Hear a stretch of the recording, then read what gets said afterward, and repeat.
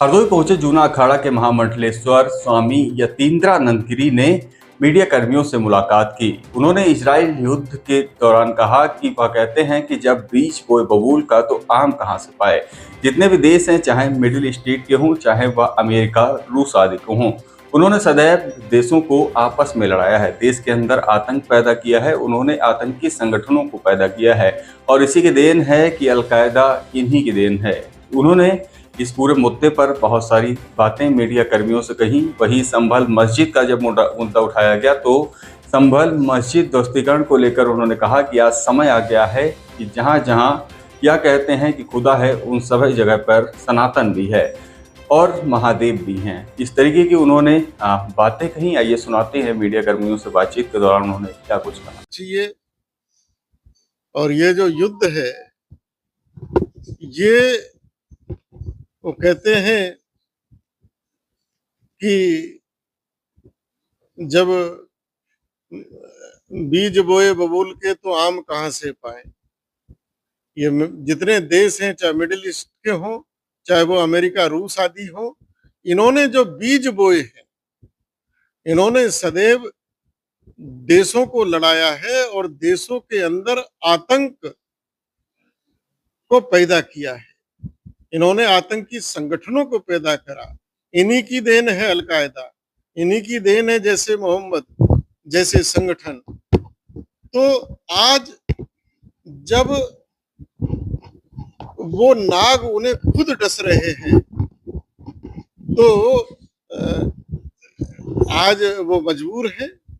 और बहुत अच्छा है कि जो फसल उन्होंने काटी बोई थी, आज उन्हें काटनी पड़ रही है। और ये कोई देशों की लड़ाई नहीं है, ये मानवता और आतंकवाद के बीच की लड़ाई है। आपके अनुसार मथुरा और काशी को लेकर सरकार का या सिर्फ ये चुनावी लाभ, इससे चुनाव का कोई लेना देना नहीं है। ये धार्मिक आस्था है और भारत में जितने और भी धार्मिक स्थल हैं, हम ऐसी सरकारों को साधुवाद देते हैं जो भारत के अंदर भारत की संस्कृति और धर्म का सम्मान करती है। संभल में मस्जिद ध्वस्तीकरण को लेकर के किस तरीके से देखते हैं, क्या आज वो समय आ गया है कि जहां जहां ये कहते हैं खुदा है, उन सब जगह सनातन है और महादेव है। अगर किसी को विश्वास ना हो तो खोद कर देख लो। भारत में जितनी मस्जिदें हैं वो सब मंदिर तोड़कर बनाई गई। जितनी मजारें हैं वो सब अनाधिकृत हैं और सरकारी जमीनों पर वो बनाई गई हैं।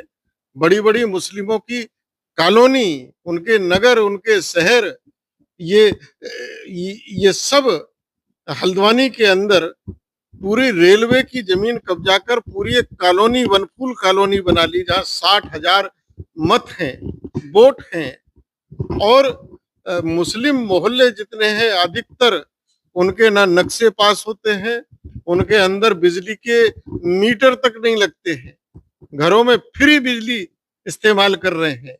तो आज आवश्यकता ये है कि भारत का जो संविधान है, भारत का जो कानून है, उस कानून के तहत सबके साथ व्यवहार किया जाए और जो कानून से विपरीत है उस सबको सरकार समाप्त करे।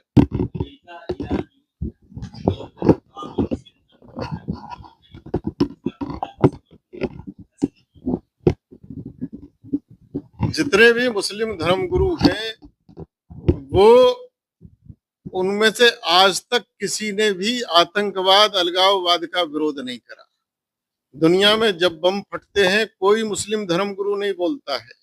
पहलगांव में धर्म पूछकर लोगों को मारा जाता है, कोई मुस्लिम धर्मगुरु नहीं बोलता है। बांग्लादेश